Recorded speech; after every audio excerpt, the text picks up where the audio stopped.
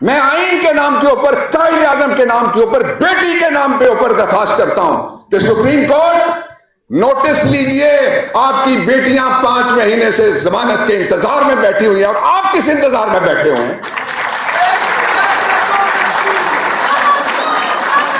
तो मैं ये सवाल करता हूं, फिर असद मजीद को आप पेंटागन का दौरा करने की इजाजत दे दें, आप असद मजीद को व्हाइट हाउस में घुसने की इजाजत दे दें, जो हमारा एम्बेसडर है अमेरिका के अंदर। आप नहीं देंगे इसलिए कि कोड ऑफ डिप्लोमेट्स के खिलाफ है ये बात।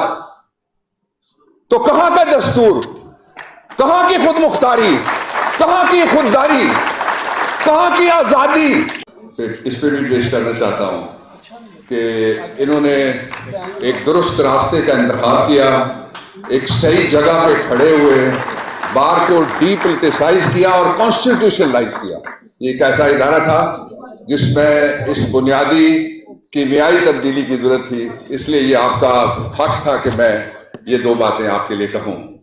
अभी जो आपने उन्वान चुना है, to protect, defend, preserve the constitutional rule of law and the human rights, मैं सबसे वल्नरेबल जो पाकिस्तान का तबका है, यहां बड़ी तादाद में लेडी लॉयर्स बैठी हुई हैं, वो खवातीन हैं, उनके लिए मैंने तकरीबन 2 अशरे शहीद बेनजीर भुट्टो के साथ गुजारे और मैंने देखा कि कितना मुश्किल काम है जब कोई खातून सियासत में आती है।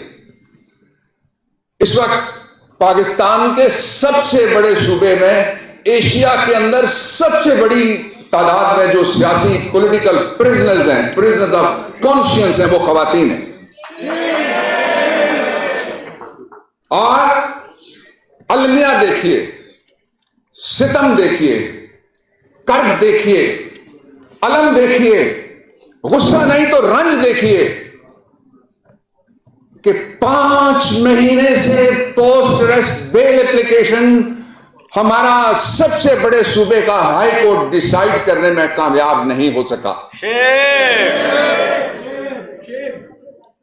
उसका दूसरा पहलू देखिए, लॉ में लिखा हुआ है जो फरंगी ने बनाया कि खातून अगर गिरफ्तार हो जाएगी, जिस मर्जी जुर्म में गिरफ्तार हो, तो उसको प्रायोरिटी के ऊपर बेल दी जाएगी। बेंच बैठता है, बेंच उठ जाता है, बेंच आता है, बेंच टूट जाता है। ये कोई ना समझे कि वकीलों से ज्यादा इस काम को कोई समझता है। इस पाकिस्तान का कोई ओहदा, कोई चीफ ऐसा नहीं रहा जो जाके कभी ना कभी किसी वकील के चैम्बर और दरवाजे पे जाके इंसाफ के लिए खड़ा नहीं हुआ।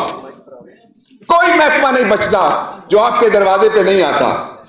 मैं कॉन्स्टिट्यूशन के नाम के ऊपर, ह्यूमन राइट्स के नाम के ऊपर, मैं वकला के नाम के ऊपर, मैं आईन के नाम के ऊपर, कायदे आजम के नाम के ऊपर, बेटी के नाम पे ऊपर दरखास्त करता हूं कि सुप्रीम कोर्ट नोटिस लीजिए, आपकी बेटियां 5 महीने से जमानत के इंतजार में बैठी हुई हैं और आप किस इंतजार में बैठे हुए हैं?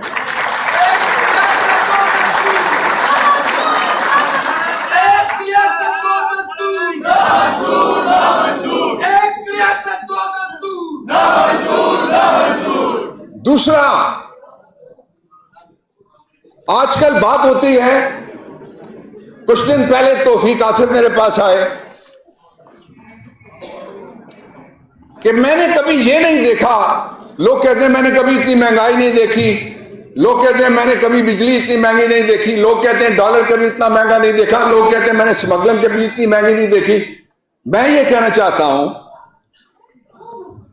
कि मैंने कभी ये नहीं देखा, वायसराय ऑफ इंडिया आखिरी के जाने के बाद, और वैसे जाते जाते जो जिस तहसील में वो गया था वो तहसील कहूटा थी, आप आर्काइव्स निकाल के देख लीजिएगा, मेरा गांव गया था वो।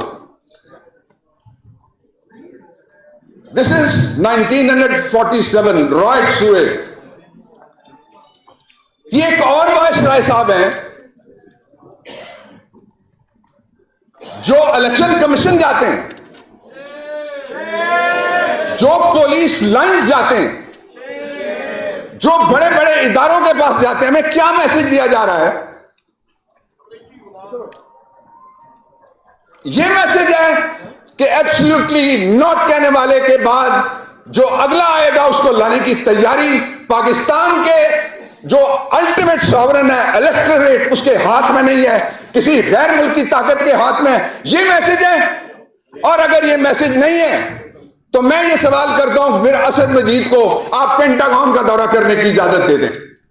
आप असद मजीद को व्हाइट हाउस में घुसने की इजाजत दे दें, जो हमारा एम्बेसडर है अमेरिका के अंदर। आप नहीं देंगे इसलिए कि कोड ऑफ डिप्लोमेट्स के खिलाफ है ये बात। तो कहां का दस्तूर, कहां की खुद मुख्तारी, कहां की खुददारी, कहां की आजादी? इस मुल्क को सरजमीने बेआईन बनाया गया, जानबूझ के बनाया गया, उसका सबब है। और मैं उस तीसरे की तरफ जाता हूं कि सबब क्या है। सबब यह है कि दस्तूर हो तो फेयर ट्रायल होता है, दस्तूर हो तो रूल ऑफ लॉ होता है, दस्तूर हो तो अदालत देर नहीं लगाती, दस्तूर हो तो बंदे गायब नहीं होते, दस्तूर हो तो परवेज इलाही केस नहीं होता, दस्तूर हो तो बच्चियों को बार बार एक केस से निकल के दूसरे केस में गिरफ्तार नहीं किया जा सकता। मान लीजिए कि हम एक ऐसे दोराहे पे खड़े हैं। मैंने इतनी जिंदगी इस प्लेनेट पे सन गुजार ली है कि मुझे कोई इस बात की कतई परवाह नहीं है कि सिवाय अल्लाह के जिसके पास और जिसके कब्जा कुदरत में मेरी जान है, मुझे किसी और की परवाह हो सिवाय एक चीज के, ये मुल्क हमारी आखिरी ऑप्शन है, पहली ऑप्शन है, आखिरी पनाहगाह है, पहली पनाहगाह है, आखिरी सहारा है, पहला सहारा है। और इस सहारे को जोड़ने के लिए अवाम और सरजमीन, रियासत और लोग, जुल्म और मजलूमियत, इसके दरमियान बैलेंस लाने वाला सिर्फ और सिर्फ एक मुआहिदा है, उसको कहते हैं दस्तूर पाकिस्तान। और मैं आखिर में सेक्रेटरी जनरल साहब खत्म करने लगा हूं। दो बातें मैं कहना चाहता हूं। जोरा निगाह ने कभी कहा था, सुना है जंगलों का भी कोई दस्तूर होता है, सुना है जंगलों का भी कोई दस्तूर होता है, सुना है शेर का जब पेट भर जाए तो वो हमला नहीं करता, घने पेड़ों की छांव में वो जाकर लेट जाता है। ये मुल्क कैसे भूखे शेरों के हाथ आ गया? डॉलर, तेल, पेट्रोल, केरोसिन ऑयल, चीनी, आटा, लोग क्या खरीदें, कहां से खरीदें, किसकी तरफ देखें, किससे मदद आएगी सिवाय परवरदिगार के। और आखिरी बात जो मैं कहना चाहता हूं,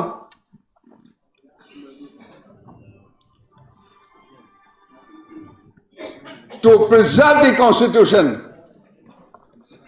एक ही तरीका है, let there be elections all over Pakistan within the constitutional mandate of 90 days.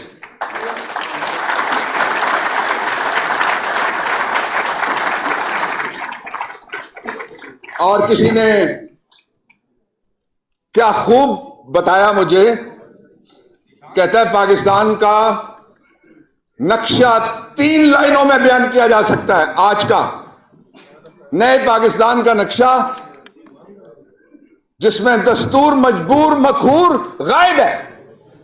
और वो ये है कि किसी ने पूछा कि जिसने बिजली महंगी की वो अभी कहां है? उसने कहा अभी लंदन है।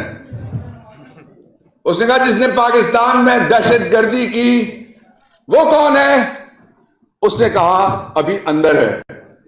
तो उसने कहा जो रूल ऑफ लॉ मांगता है, फेयर ट्रायल मांगता है, अभिनंदन को मिला और उसको नहीं मिला जो अटक जेल में अभी अंदर है।